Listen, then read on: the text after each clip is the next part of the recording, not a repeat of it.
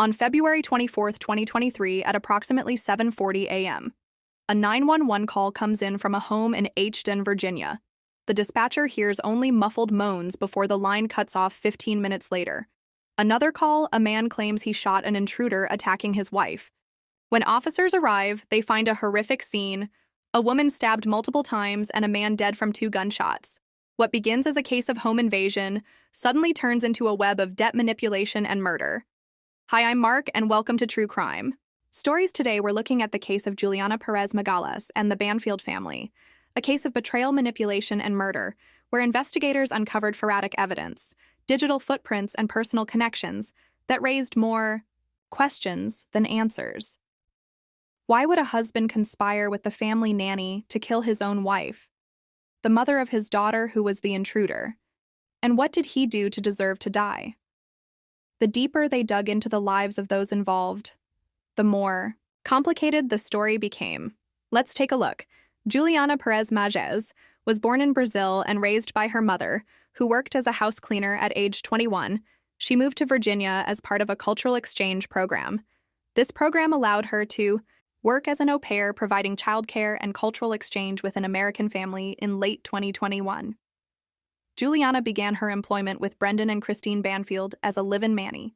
Her responsibilities included caring for the couple's young daughter and assisting with household duties as she settled into her role. Brendan started taking interest in her, and over time, their relationship would go on to extend beyond professional boundaries. This development would later play a crucial role in the events that unfolded. Brendan Banfield was born in February 1985 and has worked as an IRS agent since 2009. His role involved significant responsibilities, including handling of sensitive financial investigations. Christine Banfield, born in September 1985, was employed as a pediatric ICU nurse, a position that required extensive medical knowledge and emotional resilience. The couple had one daughter born in 2018, who was the focus on their family life in 2019. Brendan and Christine moved from Long Island in New York to Herndon, Virginia. They purchased a 5-bedroom home for $799,000, which provided ample space for their growing family. The Banfields' decision to relocate and invest in a larger home reflected their commitment to establishing a stable environment for their daughter. On February 24, 2023 at 7:47 a.m., the first 911 call was placed from the Banfield residence in Herndon, Virginia. The call was made by Juliana, but communication was unclear. The dispatcher could only hear moaning on the line before the call abruptly ended just 15 minutes later at 8:02 a.m. A second call was made. This time, Juliana requested assistance, and Brendan Banfield came onto the line, claiming he had shot an intruder who attacked his wife. When the police arrived at the scene, they discovered Christine Banfield, age 37, in the master bedroom. She had sustained multiple stab wounds to her upper body. Not far from her, Joseph Ryan, age 38, was found dead from gunshot wounds, one to the head and one to the chest. Christine was transported to a hospital in the hope that her life could be saved. However, shortly after arriving at the hospital, she was pronounced dead. Joseph Ryan was already pronounced dead at the scene, following the tragic events of February 24, 2023. Investigators began to scrutinize Juliana's account of the morning. Juliana claimed that she had left the Banfield residence shortly after Brandon departed for work, intending to take the couple's daughter of 4 years to the National Zoo. However, she stated that she returned home after realizing she had forgotten the packed lunches in the refrigerator. This narrative raised suspicions among detectives due to its timing and the circumstances surrounding her return. As Juliana approached the house, she observed an unfamiliar vehicle parked in the driveway and saw a man entering the home carrying a bag. This observation was pivotal.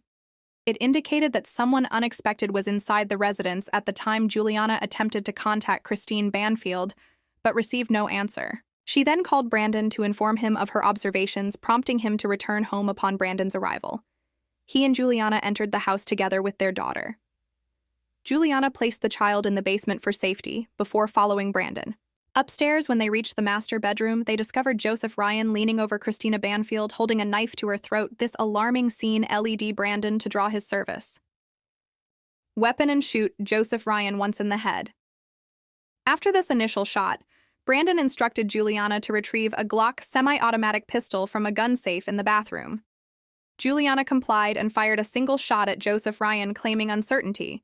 about whether she hit him. However, forensic evidence later confirmed that her shot did strike him in the chest. The conflicting accounts provided by both Juliana and Brendan raised significant doubts among investigators their narratives contained. Inconsistencies regarding their action and observations during critical moments leading up to the shooting. As the detectives got deeper into these discrepancies, they began to question the authenticity of their claims, setting the stage for further investigation into the events that morning. One important question that needed answering was, who was the intruder? Joseph Ryan, and what was his purpose for visiting the Banfield residence? So investigators on the case started digging up information to find any links between the two parties. What they found out as a result of the investigation made the entire case more complex. Joseph Ryan was an active user of FetLife, an online BDSM community. He would often utilize this platform to connect with others who shared similar interests under the surname Taco Supreme 7000. He engaged in various discussions sharing his experiences and preferences related to kink and alternative sexual lifestyles. His profile indicated a willingness to explore unconventional relationships, which was a significant aspect of his life. Investigators later uncovered that Ryan had been communicating with a user named Anastasia9, a profile that featured Christine Banfield's photo. As the profile picture, this interaction would prove critical to understanding the events leading up to the tragic incident at the Banfield residence. The messages exchanged between Ryan and Anastasia9 suggested he was lured into a situation under false pretenses. Ryan believed he was meeting Christine Banfield for a consensual encounter, but evidence indicated that this was not the case. The profile of Anastasia9 was maintained on Christine Banfield's computer, which raised immediate red flags for investigators. Investigators had to first make sure whether it was Christine operating this profile or was it someone impersonating her. Hence, they decided to match the content to the conversations between Ryan and Anastasia. To everyone's shock, they found out the content of the messages exchanged between Ryan and his impersonated profile was inconsistent with Christine's typical writing style. This discrepancy suggested that someone had deliberately crafted these communications to mislead Ryan into believing he was engaged with Christine. The impersonation played a crucial role in the investigation, as it indicated a predetermined effort to lure Ryan into the Banfield home. The messages contained details that would have made them appear authentic to Ryan, further complicating the narrative surrounding his presence in the house on February 24, 2023. As detectives pieced together this information, it became clear that Joseph Ryan had been manipulated into a dangerous situation, believing he was meeting someone he trusted. This revelation not only highlighted the complexity of the case, but also raised questions about the motives behind the impersonation and how it fit into the larger context of events leading to the double homicide. As investigators got deeper into the case, they uncovered startling forensic evidence that significantly altered the trajectory of the investigation. One of the most flabbergasting findings was the manipulation of blood.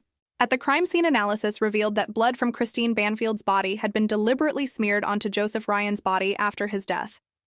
This act suggested an attempt to frame Ryan as the attacker, complicating the narrative surrounding the events of February 24, 2123. The implications of this evidence were profound. It indicated that someone had gone to great lengths to create a false narrative regarding the circumstances of Ryan's presence in the Banfield home. The forensics team examined blood spatter patterns and conducted DNA analysis, which confirmed the origin of the blood found on Ryan. First, the fake social media profile with Christine's picture, and then the blatant tampering of evidence and an attempt to frame Ryan by smearing Christina's blood on him. The investigators realized the story was much more complicated than what it was made to look like. All guns pointed toward Juliana and Brendan, both of whom claimed their actions were in self-defense, and nothing else. After several months of investigation that could only complicate the case, the law enforcement services needle fell on Juliana in October 2023. She was arrested and charged with second-degree murder and use of a firearm in connection with the death of Joseph Ryan. The decision to charge Juliana stemmed from a combination of evidence and her role in the events of February 24, 2023.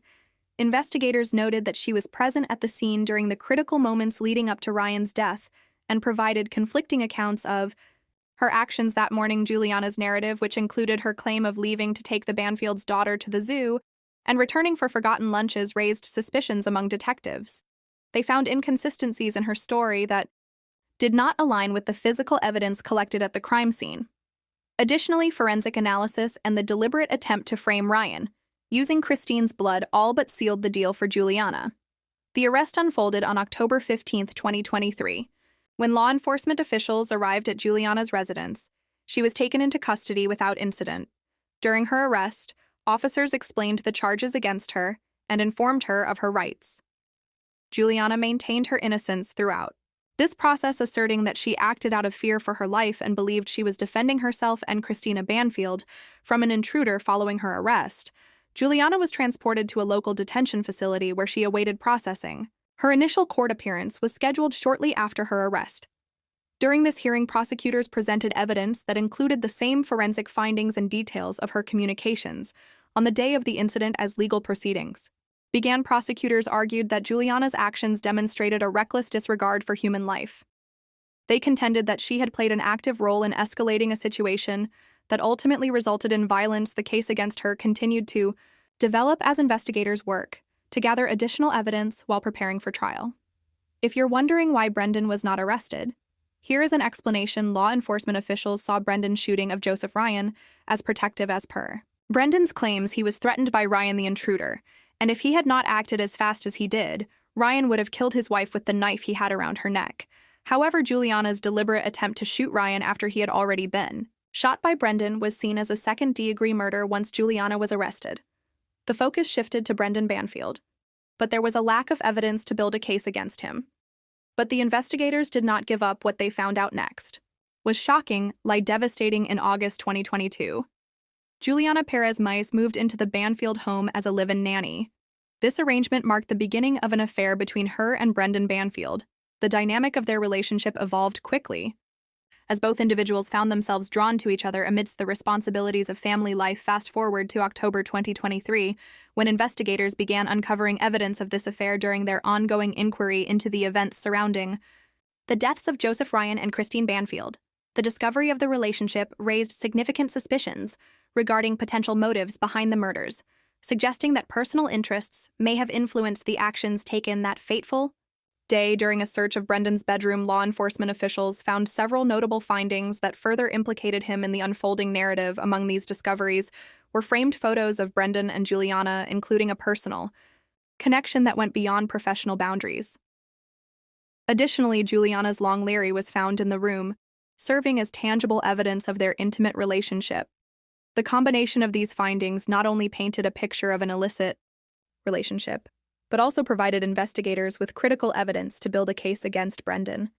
The implications of this affair became increasingly significant as authorities pieced together the timeline and circumstances surrounding the murders. The relationship between Juliana and Brendan was no longer just a personal matter. It had transformed into a central element of the investigation, influencing how detectives approached their inquiries and shaping the narrative surrounding both individuals' actions. On the 24th of February 2023, in mid-February 2023, just weeks before the tragic events of February 24th, Brendan Banfield made a significant decision to purchase a Glock pistol from a shooting range. This transaction raised immediate red flags for investigators, especially given the timing and the subsequent homicides that unfolded shortly thereafter. The purchase of a firearm just before such a violent incident suggested potential premeditation, leading authorities to scrutinize Brendan's actions more closely. Additionally, it was revealed that both Brendan and Juliana had traded in their phones for new models shortly before the incident. This change in communication devices sparked further suspicion among investigators. The timing of these trades, occurring just days before the murders, indicated a possible attempt to eliminate evidence or communication records that could link them to premeditated actions. Leading up to the incident, investigators began to question whether these actions were part of a larger plan involving both Juliana and Brendan, as they sought to establish a cleaner timeline of events leading up to the confrontation with Joseph Ryan.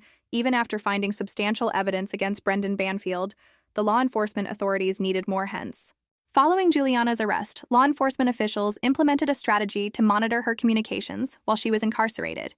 This included tapping phone calls between Juliana and Bren, a common investigation technique used in high-profile cases where the relationship between suspects could yield crucial evidence. The decision to tap these calls was driven by the need to gather information that could clarify the dynamics of their relationship and any potential premeditated actions related to the murders of Christine Banfield and Joseph Ryan. In a recorded call from Jail Deputy Commonwealth's attorney Eric Kingan, revealed during a bond hearing that Juliana expressed concern about their relationship. She told Brendan, "I hope you were not just staying with me because you were afraid of me turning against you." This statement indicated her awareness of the precarious situation they were both in and suggested that she was contemplating the implications of their actions. On that fateful day, Brendan's response during this phone call was equally telling. He allegedly instructed her to keep her mouth shut on the recorded phone line. This directive all but put the last nail in Brendan's coffin he was clearly attempting to control the narrative and prevent Juliana from divulging information that could implicate him in the crimes. Finally, the time came in September 2024 when Brendan Banfield was arrested by law enforcement authorities following an extensive 11-month-long investigation into the events surrounding the deaths of Joseph Ryan and Christine Banfield. The arrest took place after detectives gathered substantial evidence linking Brendan to the crimes, including forensic findings, inconsistencies in his statements, and more. Law enforcement apprehended Brendan at his residence without incident. He would face serious legal repercussions following his arrest in September 2024. The primary charges brought against him were aggravated murder and the use of a firearm in the commission of a felony. The charge of aggravated murder stemmed from the circumstances surrounding the death of Joseph Ryan, who was shot in the Banfield home on February 24, 2023. Prosecutors argued that Brendan's actions demonstrated a reckless disregard for human life and indicated premeditation, as he allegedly orchestrated the events that led to the confrontation with Ryan. Additionally, Brendan was charged with using a firearm in the commission of a felony specifically related to the use of his service weapon during the incident. This charge highlighted the severity of the crime, as it involved not only the unlawful taking of another person's life, but also the use of a firearm, which escalated the nature of the offense. When it came to the prosecution's case against Brendan, they had covered every little bit of the loopholes. After all, they had spent 11 months preparing a case against him. They presented some key inconsistencies in his account of the 24th of February 2023. The first thing they brought up was Brendan's time and actions on that day. He left his house around 7:10 a.m. but did not proceed to work as scheduled. Instead, he parked at a McDonald's restaurant and remained in his vehicle, seemingly waiting for a call from Juliana. This suggested that he may have been anticipating the unfolding events rather than heading to his job. Then, there was the peculiar question of 2 911 calls. Both were placed approximately 15 minutes apart. During the first call, the dispatcher heard nothing but moaning, but never did Juliana mention she was hurt during the entire confrontation or in immediate danger. So why was the first call blank? Only after 15 minutes of the first call did Juliana ask for help from the authorities. If the situation was this dire as they presented it, why was it not reported immediately? Maybe because they had not yet finished the job of putting both victims away. Another key mistake made by Brendan, which the prosecution picked up on, was the retrieving of a second weapon after shooting Joseph Ryan and blinding him. According to Juliana, Brendan asked her to retrieve a Glock semi-automatic pistol from a gun safe in the bathroom. This request was puzzling if Joseph posed an immediate threat after being shot in the head. Why would Brendan need Juliana to shoot him again? This inconsistency suggested a lack of urgency in their supposed self-defense scenario. Why do you think Brendan asked Juliana to shoot Ryan with a second gun? Let us know your thoughts in the comments. Hence, it was the prosecution who firmly contended that Brendan Banfield was not merely a bystander in the tragic events of February 24, 2023, but rather an active participant in a calculated plan that ultimately led to the death of Joseph Ryan. Investigators uncovered evidence suggesting that Brendan was the one who orchestrated the impersonation of Christine on the fetish website FetLife. This profile, created under the name Anastasia9, was first used by Brendan himself, and then he instructed Juliana to use it in order to lure Joseph Ryan to the Banfield home. Under false pretenses, the prosecution argued that this act demonstrated Brendan's willingness to engage in deceitful tactics to achieve his goals. There was also a clear motive, and evidence linking him directly to his wife's murder testimonies indicated that he had expressed a desire to be rid of her shortly after beginning his affair with Juliana. This desire for freedom from marriage was framed as a driving force behind his actions on that fateful day. Once the deed was done, he would make a failed attempt at tampering with the evidence by smearing Christina's blood on Ryan in order to frame him when he was the one to have orchestrated the entire plan. In April 2024, A new significant development occurred in the case. When the arrest suspect Juliana entered a plea agreement following her arrest, Juliana faced charges of second-degree murder and use of a firearm in connection with Joseph Ryan's death. As the investigation progressed, the evidence against her prompted discussions about a potential plea deal. The details of the plea agreement included a change of charges against her. Juliana pleaded guilty to voluntary manslaughter, a lesser charge than the original second-degree murder charge she faced. This decision was part of a negotiated plea agreement with prosecutors. The plea deal was negotiated between Juliana's defense attorney and the prosecution. This process involved discussions about the evidence against her, potential sentencing outcomes, and any cooperation she might provide regarding Brendan Banfield or other aspects of the case. By pleading to a lesser charge, Juliana aimed to reduce her potential sentence compared to what she might have faced if convicted of second-degree murder. This strategic move was intended to mitigate her legal consequences. The turning point in the plea agreement came when Juliana agreed to cooperate with law enforcement, providing information about Brendan and other relevant details related to the case, especially what transpired on the day of the murders. This cooperation was beneficial for both parties, offering Juliana a more favorable outcome while assisting prosecutors in building their case against Brendan. October 29, 2124, was the day when months and months of negotiations between the two parties came to an end, and Juliana agreed to cooperate with the authorities. As for her new sentence details, she could face 10 years, but may be released with credit for time served. Do you think it was the right decision for her to take up the plea agreement, or should she have fought the case drop? Your thoughts in the comment section below. As the legal proceedings continue, significant upcoming trials are on the horizon for both Juliana Peres Magalhaes and Brendan Banfield. Juliana's sentencing is set for March 21, 2025, where she faces up to 10 years in prison potentially, with time served considered. Meanwhile, Brendan's trial is scheduled for February 3, 2025, as he confronts serious charges of aggravated murder and the use of a firearm in the commission of a felony, which could result in life imprisonment without the possibility of parole. The complexities of the case remain under scrutiny as ongoing investigations may uncover further details about the events leading up to the tragic deaths of Joseph Ryan and Christine Banfield. Both defendants' legal statuses are critical as they navigate their respective charges and prepare for what lies ahead in the courtroom. The outcomes of these trials will be pivotal in determining justice for all parties involved.